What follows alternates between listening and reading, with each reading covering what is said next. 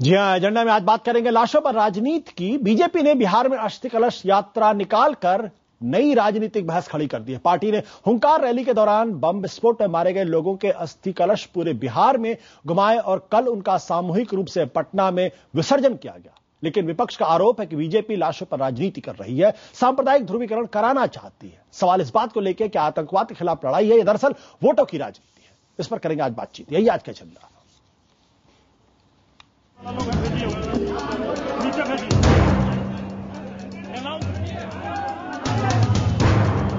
पटना के गांधी मैदान से गंगा घाट की ओर मंगलवार को निकाली गई इस यात्रा का रंग ढंग बिल्कुल अनोखा था। देश के मुख्य विपक्षी दल यानी बीजेपी की ओर से अस्थि कलश यात्रा निकाली जा रही थी। ये अस्थि कलश उन 6 लोगों के थे जो 27 अक्टूबर को हुंकार रैली के दौरान हुए बम विस्फोट में मारे गए।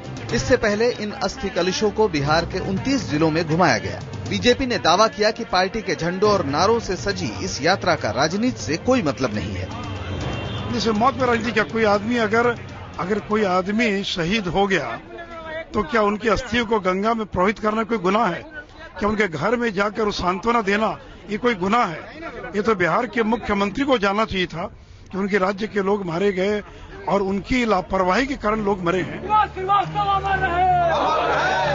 लेकिन विपक्ष की नजर में ये लाशों पर खुली राजनीति है। इसका मकसद बिहार में सांप्रदायिक ध्रुवीकरण कराना है। इनकी जो यात्राएं निकलती हैं उसका मकसद जो है यही रहता है कि सांप्रदायिक आधार पर किस तरह से समाज में ध्रुवीकरण किया जाए और उसे वोट लिया जाए। चाहे सौहार्द को, वातावरण को बिगाड़ करके हो, चाहे हिंदू मुस्लिम को लड़ा करके हो, चाहे मानते हैं कि मृतक के परिवार के लाश के ऊपर में हो, हर हथकंडा क्या कहते हैं कि वो अपना रही है और हर हथकंडा वो चुनाव के मैदान तक क्या कहते हैं कि अपनाएगी। राजनीतिक उठापटक अपनी जगह, लेकिन जानकारों को आशंका है कि अस्थियों और चिताओं से जुड़ी बीजेपी की रणनीति एक खतरनाक रास्ता खोल रही है। पिछले साल बीजेपी शासित छत्तीसगढ़ राज्य में कांग्रेस के तमाम बड़े नेता नक्सली हमले में मारे गए थे। इसके अलावा भी देश के कई हिस्सों में आतंकी घटनाएं होती रहती हैं। अगर बाकी राजनीतिक दल भी अस्थि कलश यात्राएं निकालने लगे तो फिर राजनीतिक बहस मुबाहिस से बेमानी हो जाएंगे। भावनाओं को भुनाने की इस राजनीति का अंत कहां होगा, कोई नहीं जानता। Bureau report, IBN centre. और इस मसले पर जना के 5 सवाल है। पहला सवाल, क्या बीजेपी की अस्थि कलश यात्रा महज राजनीति है? दूसरा सवाल, यात्रा के जरिए भावनाएं भड़काकर वोटों के ध्रुवीकरण की क्या एक कोशिश है? तीसरा सवाल, क्या ऐसी यात्रा से आतंकवाद के खिलाफ लड़ाई कमजोर पड़ेगी या मजबूत होगी? चौथा सवाल, बीजेपी ने 26/11 के बाद क्यों कोई अस्थि कलश यात्रा नहीं निकाली? और आखिरी सवाल, अगर बीजेपी शासन वाले राज्यों में विपक्ष ऐसी यात्रा निकाले तो बीजेपी क्या कहेगी?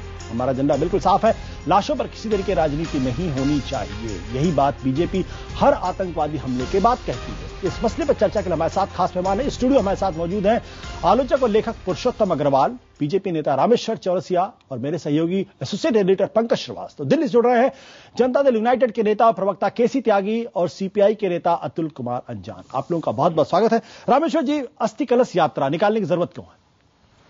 देखिए, जिस तरह के हादसे हुआ इतना शर्मनाक, लेकिन हादसे के बाद हमने देखा न तो केंद्र सरकार सीरियस थी न राज्य सरकार। मैं मानता हूं कि हादसे हो भी गए। आप इनपुट की बात करते हो तो सारे प्रदेश में अलर्ट है। मैं एक आपको उदाहरण बता देता हूं। मैं कानपुर का इंचार्ज था। 72 घंटे पहले ऐसे जो टारगेट में होते हैं ग्राउंड को लेकर के सैनिटाइज सारे किया जाता है, वहां किया गया। तो ये अलर्ट तो पटना में भी होगा। एक तरफ आप बोलते हैं नहीं है, तो हम लोगों को लगा कि ये गंभीर नहीं है। इस तरह की घटना हुई तो ये मानना चाहिए था कि चूक हुई है, हम किसी को छोड़ेंगे नहीं, आगे इसका पुख्ता। ये नहीं हुआ, उल्टा हम पर आरोप लगाने लगे। और आप बोलते हैं हम राजनीतिक व्यक्ति हैं। हमने देखा कि हमारे कार्यकर्ताओं का मोरल डाउन नहीं हो। 6 जगह जो मारे गए लोग, आखिर उनकी परिवार की भी चिंता, क्योंकि भाजपा एक परिवार है, वो हमारे कार्यकर्ता भी उसी परिवार के हैं। उनकी चिंता करना, उनका हौसला बढ़ाना, कार्यकर्ता का मनोबल बढ़ाना और पब्लिक को यह विश्वास दिलाना कि आगे से रैलियों में इसका मतलब आने पर रैलियों में खिलाफ लड़ाई लड़ रहे थे। आप आतंक के खिलाफ आने पर कोई खतरा नहीं है। हम आतंकवाद से लड़ने के लिए तैयार है। हम सबको मिल करके लड़ना है। देखिए, उसके स्टेटमेंट में भी देखिए, कल समापन पे हमारे नेता ने भी बोला हम सबको मिलकर के आतंकवाद से लड़ना है, सरकारों को भी और जनता को भी। रामेश्वर जी, ये बात तो हर नेता कहता है। बिल्कुल, प्रधानमंत्री भी यही कहते हैं, सबको मिलकर आतंकवाद के खिलाफ लड़ाई लड़नी है। मेरा सवाल आपसे ये कि अगर आप पटना के अंदर ब्लास्ट हुआ, 6 लोगों की मौत हुई, तो 26/11 हुआ, बीजेपी को कहीं ना कहीं कलश यात्रा उस वक्त भी निकालनी चाहिए।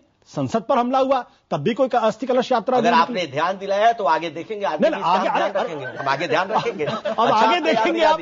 ये तो देखिए परिस्थिति के अनुसार, देखो परिस्थिति का आप मान लीजिए ना पॉलिटिक्स कर रहे थे, आपने कहा कि अपने कार्यकर्ताओं का मनोबल बढ़ाना था, तो मान लीजिए आप राजनीति कर रहे थे, क्या बड़ी बात है? तो हम परचून की दुकान चलाने तो आए नहीं, हम राजनीति कर रहे थे ना, कैसे वोट बढ़े ये तो हमारा फर्ज है। हमने रैली भी किया तो इसी के अंदाज में किया। रैली भी पॉलिटिकल पार्टी करती इसीलिए कि हमारी पॉपुलैरिटी क्या है, कितनी जनता हमारे साथ, पॉलिटिक्स कर रहे थे। यात्रा निकालकर भी हमने जनता में एक विश्वास पैदा किया कि देखो अभी भी जनता हमारे साथ है। नीतीश कुमार के साथ तो आप साथ खड़े हुए थे, 17 साल तक आपने गुणगान गाया, हम कहा करें, और आपने कहा बड़े विजनरी नेता थे आप ही के सुशील कुमार मोदी जी। ठीक है वो कहे, लेकिन ये नीतीश कुमार को भी समझना चाहिए कि बीजेपी ने जितनी इज्जत दी, जितनी ऊंचाई पर ले गए, किस कारण हमसे अलग हुए साहब, पहले तो उनको समझना, पहले उनको समझाइए। ये जो आज जैसे नहीं होता है तलाक हो जाने पर भी महिलाएं बौखला के कुछ बोलती है, पुरुष भी बोलते देखिए बाबा, आप स्त्रीवादी बात, ठीक है पुरुष भी बोलते हैं। जब महिला विवाद खड़ा हो जाएगा, नहीं महिला पुरुष में झगड़ा होता है ना तलाक के पहले। अब तो भैया हम अलग हो गए, आप अलग हो गए, आप बिहार के विकास पर ध्यान दो ना। आए दिन मोदी मोदी मोदी, तो क्या पत्थर फेंक रहे हो? आप क्या पत्थर फेंक रहे हैं? नहीं आए दिन हम अपनी रैली कर रहे हैं, हम तो उनका नाम भी नहीं लिया, पहले समझ लो। आए दिन मोदी मोदी, अरे भैया क्या मतलब है आपका? आप बिहार पर ध्यान दो, 24 घंटे बिजली लगे, 22,000 गांवों में पोल है ना, तार है ना, ट्रांसफार्मर है, कैसे आप वहां बिजली पहुंचाएंगे टैंकर से? इस पर ध्यान देना चाहिए। पुरुषोत्तम जी आप कुछ कहना चाहते हैं? मैं केवल ये कहना चाहता हूं, और चौरसिया जी प्लीज मेरी बात धीरज से सुनिएगा। एक तो ये कि मैं आपकी स्पष्टवादिता के लिए आपको धन्यवाद देता हूं, आपका अभिनंदन करता हूं कि यह अस्थि कलश यात्रा आपने राजनीति करने के लिए निकाली। दूसरी बात मैं ये कहना चाहता हूं कि परचून की दुकान करना भी ऐसा कोई बुरा काम नहीं है कि आप इस तरह कहें कि जैसे वो कोई बड़ा अच्छा है। तो ऐसा तो राजनीति जब करते हैं तो राजनीति की कुछ मर्यादाएं होती हैं। राजनीति और थिएटर में फर्क करना चाहिए। सबसे पहली बात यह कि जिन लोगों का इस दुखद ब्लास्ट में, विस्फोट में निधन हुआ, उनके प्रति हम सबके मन में, उनके परिवार के प्रति हम सबके मन में सच्ची सहानुभूति होनी चाहिए। और सहानुभूति को राजनीति की रोटियां सेकने का ईंधन नहीं बनाना चाहिए, ये ठीक नहीं है। आपने जैसा कहा कि अगर आपने सुझाव दे दिया है तो मुझे तो चिंता हुई आशुतोष कि खुदा ना खास्ता कल को और कोई आतंकवादी घटना हुई तो फिर अस्थि कलश यात्रा निकलेगी। एनडीए की सरकार में संसद पर हमला हुआ था तब भी निकल सकती थी।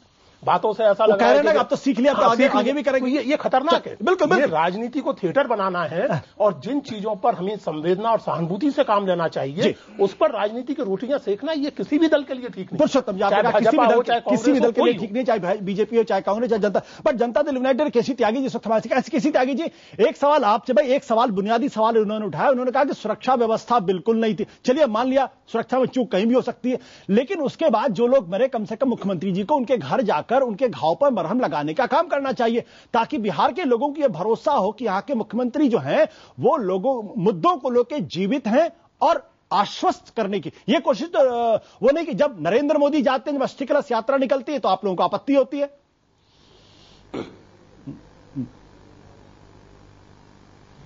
जी दीपक जी, आशुतोष, मैंने अपने 40 साल के राजनीतिक जीवन में जी प्रधानमंत्री पद के किसी दावेदार को इतनी उत्तेजनाओं से भरा हुआ डिसइंफॉर्मेशन कैंपेन चलाने वाला मैंने नहीं देखा है। पूरा समूचा विपक्ष तबाह हो गया। आपने ठीक कहा था, आपने, आपके साथी ने, छत्तीसगढ़ के अंदर विद्या बाबू मर गए, नेता प्रतिपक्ष मर गया, कांग्रेस के जो अध्यक्ष थे उनकी मृत्यु होगी, लेकिन हमने एक बार भी रमन सिंह जी पे यह आरोप नहीं लगाया कि किसी दुर्भावना से उन्होंने ये काम होने दिया। जी इन्हीं के अपने राज्य में जो प्रधानमंत्री पद के दावेदार हैं, अक्षरधाम पर हमला होकर के 30 लोग मारे गए। जी हमने नहीं कहा कि लचर व्यवस्था है वहां पर। समूचा देश विस्फोट के मुहाने पे खड़ा हुआ है, कश्मीर से कन्याकुमारी तक। जी देश में हेट स्पीसीज चल रही हैं, देश का माहौल खराब है, सद्भावना समाप्त। सुन लीजिए एक मिनट, मैं अपनी बात खत्म करूंगा, दूसरी बात का जवाब बाद में दूंगा। जी जी इसलिए कहीं भी किसी तरह की वैमनस्य की घटना हो सकती है, नंबर 1। नंबर 2, जो देशी और विदेशी दोनों जो आतंकवादी संगठन हैं वो फिराक में हैं कि कब मुल्क का माहौल खराब किया जाए, सीमा पार के भी, यहां के भी। लेकिन जो घटना बिहार में हुई उसकी जांच एनआईए को सौंप दी है हमें भी लगता है कि ऐसा क्यों हो गया। मेरा सवाल आपसे बुनियादी इस बात को लेकर यह है कि मुख्यमंत्री होने के नाते नीतीश कुमार को भी क्यों नहीं गए, लोगों को आश्वस्त क्यों नहीं करने की कोशिश की उन्होंने? अगर नरेंद्र मोदी जाते हैं तो उसमें बुराई क्या है? उन्होंने पटना में जो घायल लोग थे उनका हालचाल पूछा, उनके परिवार के लोगों के इलाज कराए। जब ये खुद ही क्लेम कर रहे हैं कि वो भारतीय जनता पार्टी के कार्यकर्ताओं कोई शहीद हुए हैं, अब माफ करना, मृतक के बारे में कोई खराब बात कहकर मैं किसी की संवेदना नहीं मैं कहना चाहता कि ये कोई चीन की या पाकिस्तान की लड़ाई नहीं थी कि जहां वो उनको शहीद का दर्जा आप दे रहे हैं। उन मृतकों के लिए श्रद्धापूर्वक श्रद्धांजलि मैं भी देना चाहता हूं, लेकिन शब्दों की जैसी जुगलबंदी, शब्दों का जैसा अवमूल्यन, ये तो रुपए से भी ज्यादा अवमूल्यन हो रहा शब्दों का। अच्छा, जो वहां पे 26/11 में शहीद हुए वो क्या है? पाकिस्तान और चीन के मोर्चे पे जा रहे हैं। आप मेरे सवाल का जवाब नहीं दे रहे। आपने कहा कि लोगों का हालचाल पूछा, राज्य के मुख्यमंत्री हैं, आप जाइए, आप लोगों से मिलिए, आपका कर्तव्य है। लोग इस बात की उम्मीद करते हैं, आपके नेता नहीं गए। मेरा सवाल आपसे यही है, क्यों नहीं गए?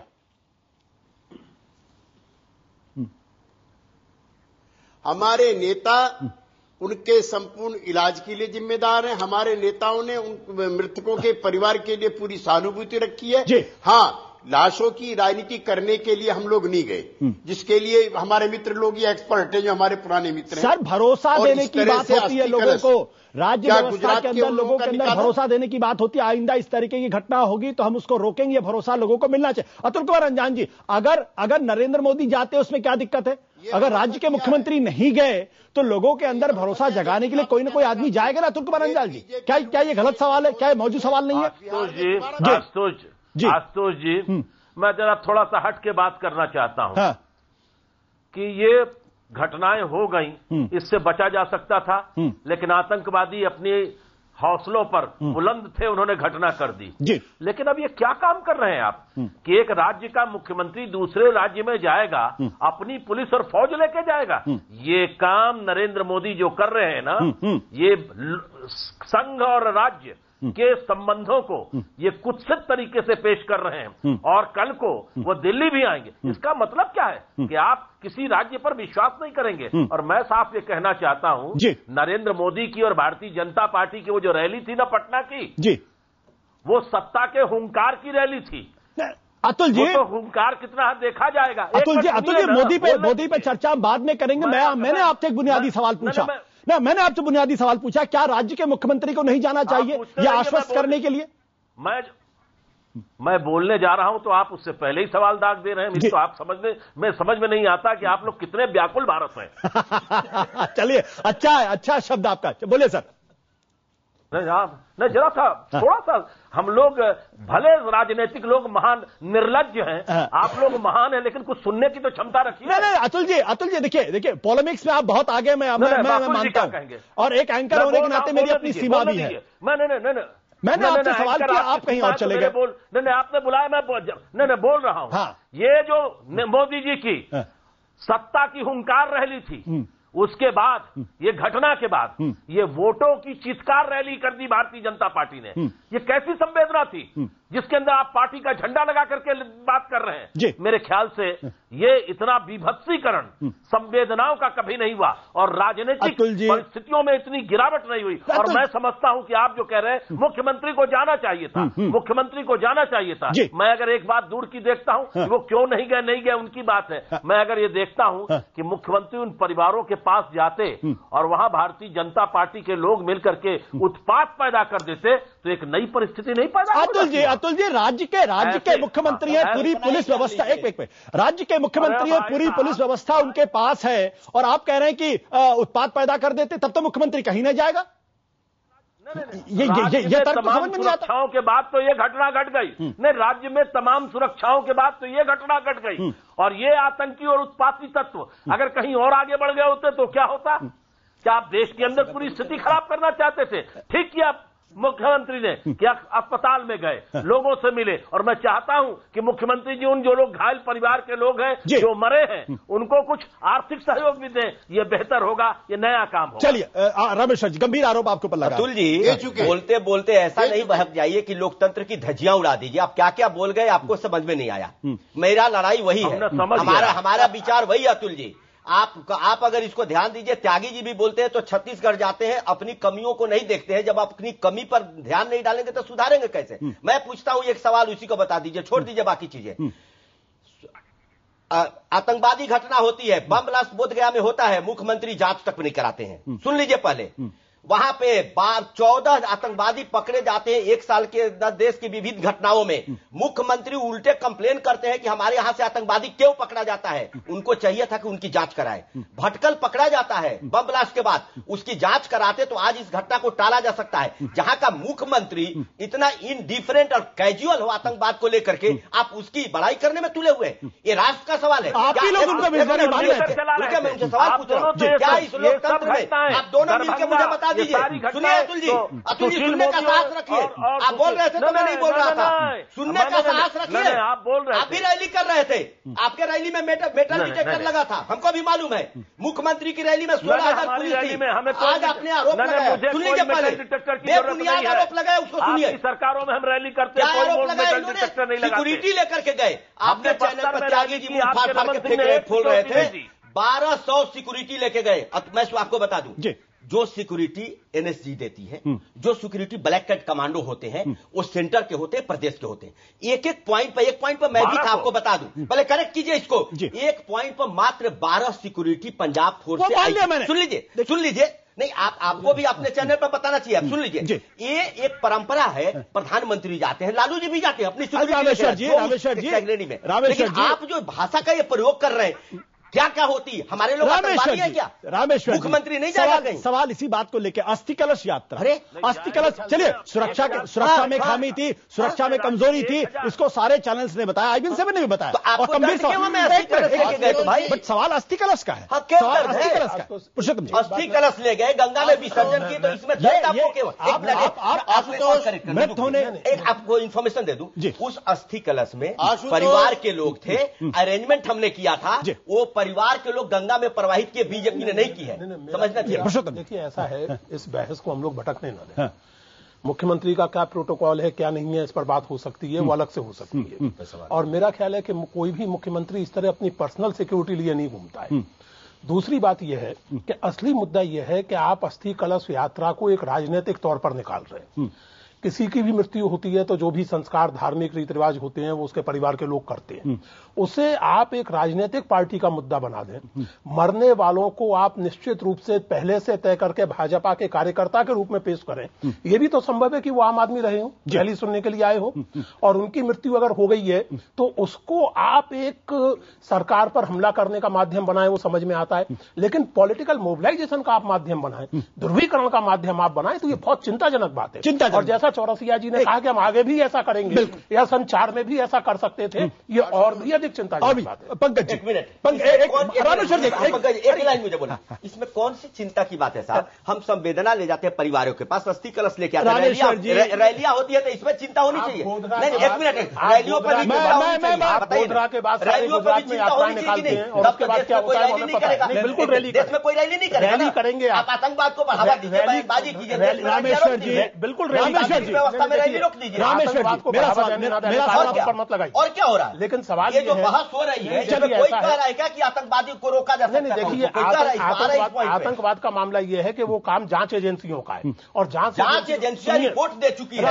बिहार सरकार ने किस तरह ढिलाई बरती है, जांच एजेंसियों की रिपोर्ट में कई बार चौंकाने वाले नतीजे आते हैं। हमारे सामने मालेगांव का उदाहरण, मैं दोनों सज्जन को रोकूंगा। पंकज, क्या इस घटना के पहले क्या भारतीय इतिहास में ऐसा कोई उदाहरण है जब अस्थि कलश यात्राएं इस तरीके से निकाली गई हैं? बिल्कुल आशुतोष, और सबसे ऐसी कभी भी, मतलब मुझे याद है कि जो इतिहास में मिलता है कि आप कभी गांधी जी की अस्थि कलश यात्रा निकली, उसका एक अलग संदर्भ, एक अलग मतलब होता है। लेकिन जब बिहार में जिस तरह से अस्थि कलश 29 जिलों से गुजरा, और उसका कुछ मतलब था, और मुझे बड़ी खुशी है कि रामेश्वर जी साफ कह रहे हैं कि वो राजनीति कर रहे हैं, परचून की दुकान नहीं उन्होंने खोली हुई है, और राजनीति परचून की दुकान ना बने, इसके लिए भी जरूरी है कि उसकी जो मर्यादाएं हैं उसका पालन होना चाहिए। समस्या कुछ और है, जिस तरह की भाषा, जिस तरह के विचार, जिस तरह का विमर्श चल रहा है, वो हमें ज्यादा खतरनाक संकेत उसमें लग रहा है। वो ये है कि भारत नाम का जो विचार है वो खतरे में है। वो खतरा यह है कि पहले से भारत नाम का विचार जी बिल्कुल मैं बता रहा हूं। पहले जो राजनीति होती थी उसके संकेत एकदम अलग थे। सभी राजनीतिक पार्टियां कुछ मुद्दों पर व्यापक जनता की गोलबंदी करते थे। उनके अंदर हो सकता है कि कुछ ये लोभ रहा हो कि कुछ जातियां कुछ समुदाय उनका वो करें समर्थन, लेकिन व्यापक रूप से वो ऐसे मुद्दे उठाते थे जो जनता के सभी हिस्सों को से समर्थन मिलता था। लेकिन बीजेपी ने लगातार मैं एक महत्वपूर्ण बात आपको बताना चाहता हूं कि आज से नहीं, शुरू से भावनात्मक उबाल कैसे राजनीति में लाया जाए। 1952 में 3 सीट मिली थी उस समय जनसंघ को, 3.1% वोट मिला था। 1984 में बीजेपी को 2 सीट मिली थी, 7.4% वोट मिला था। और इनकी जो पूरी यात्रा है वो शुरुआत हुई है राम मंदिर आंदोलन के साथ, जो भावनात्मक उबाल आया।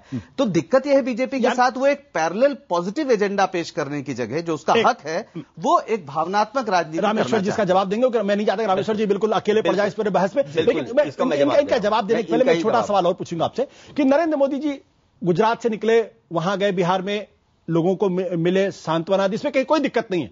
लेकिन पड़ोस में वही जुहापुरा भी है, वहां भी एक बार चले जाते। 11 साल का वक्त हो गया है, वहां क्यों नहीं गए? देखिए दिक्कत क्या है आशुतोष जी, जब बहस होती है, मामला यात्रा का सिर्फ नहीं आतंकवाद का है। क्या पॉलिटिकल रैली आतंकवाद के साये में होगी? बिल्कुल आपने बड़ा सही सवाल एक उठा दिया। आज मैं ये आपसे पूछता हूं, मैं अगर लेके पेपर आता तो आपके सामने रख देता साहब कि किस तरह की व्यवस्था की जाती है, किस तरह सैनिटाइज किया जाता है, फिर तो कुछ नहीं किया। एक बात, आप उस समय भावना नहीं भड़कती है जब जाते हैं आपके सलमान खुर्शीद जी कहते हैं 10% रिजर्वेशन मुसलमानों को दे दे के चुनाव के समय, क्या संविधान इसकी इजाजत देता है? उस समय तो आपको अच्छा लगता है, बीजेपी करती है सबको खराब लगता है, अच्छा नहीं लगता। एक मिनट सुनिए 4% रिजर्वेशन हम दे देंगे। अब किस आधार पर कहते हैं रामेश्वर जी? एक मिनट, फिर आप उसको हिंदू मुसलमान के दायरे में लेके आ रहे हैं। ये भी तो वही बात बोल रहे हैं, ये भी तो वही बात बोल रहे हैं।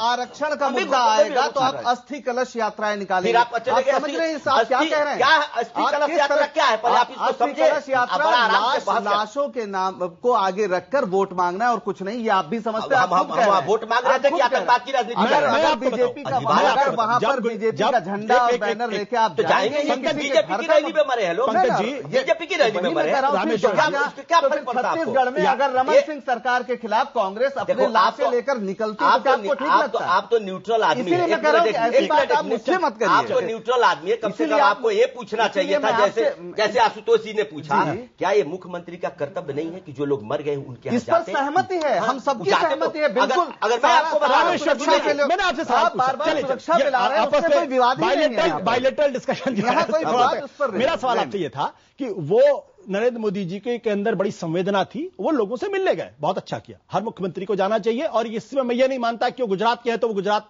से बाहर निकल के ना जाए, मैं इसके पक्ष में बिल्कुल नहीं। अच्छा किया उन्होंने। जब गुजरात दंगों में जो लोग मरे थे जुहापुरा में, वहां भी चले जाते, लोगों के मलहम लगाते, वहां जाके संवेदना बता नहीं गए क्यों? एक मिनट, ये रैली हुई, आतंकवाद में लोग मारे गए, त्यागी जी इसको कहां जोड़ रहे हैं? उग्रवाद से। आप कहां जोड़े? कम्युनल राइट से। आप हमको ये बता दीजिए, दिल्ली में कम्युनल राइट में 30,000 सिख मारे गए थे, एक मिनट, जेनोसाइड हुआ था, कौन कांग्रेस का नेता उनके घर गया था? सुन लीजिए, सुनिए तो पहले, बहुत बड़ा है भाई, दिल्ली भी बहुत बड़ा है। अब सुन तो लीजिए, कौन नेता उनके घर गया था? कांग्रेस होता है क्या ऐसा कि जो दंगे में लोग मारे गए, मुख्यमंत्री? एक मिनट, बुरा मत मानिएगा, मेरे सवाल का जवाब दे दीजिए। आप ही के सवाल का जवाब दें। आप ये तो नहीं पूछते कि 89 में भागलपुर में दंगा हुई, 2000 मरे, तो कौन गया था मिलने? तो क्या ये कोई प्रश्न है? रामेश्वर, ये कोई प्रश्न है? क्या नहीं जाना आगे कोई किसी क्या नहीं जाना चाहिए? मैं ये सवाल इसलिए कर रहा हूं क्योंकि आप गुजरात से उड़ के बिहार गए और अहमदाबाद में उनकी रैली हुआ था, चंद किलोमीटर की दूरी पर था, राज्य के मुख्यमंत्री थे, क्यों नहीं गए जुहापुरा? क्या हालत बना रखे थे आप लोग भी उसमें डिस्कशन? क्यों नहीं गए वहां? सर मेरे साथ जुहापुरा क्यों नहीं जा रहा था? यही तर्क तो अभी दिया जा रहा था कि वो अगर वहां जाते बिहार के मुख्यमंत्री तो वहां हंगामा हो सकता था। मैं एक बात और कहना चाहता हूं यहाँ रामेश्वर जी, आपने एक बात कही है 84 और 2002 की तुलना करते हुए।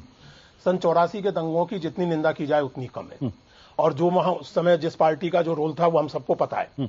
लेकिन ये ऐतिहासिक तथ्य है कि उन 84 के दंगों के लिए देश के प्रधानमंत्री ने 21 साल बाद ही सही, लेकिन अगस्त 2005 को on the floor of the house देश से माफी मांगी थी। क्या आपके भावी प्रधानमंत्री ऐसा कुछ करने के लिए तैयार हैं 2002 के प्रसंग में? क्या आज तक कभी कोई उनके मुंह से शब्द निकला है? रामेश्वर जी, वो कितनी बार कह चुके, एक बहुत ही जो भी इस तरह के दंगे होते हैं जो भी उस पर खेद व्यक्त न कर चुके हैं। आप एक मिनट सुन लीजिए, ये क्या कहावत नहीं है कि नहीं? क्या अगर आप मुझसे बोले तो आप तो अच्छी चीज हो जाएगी।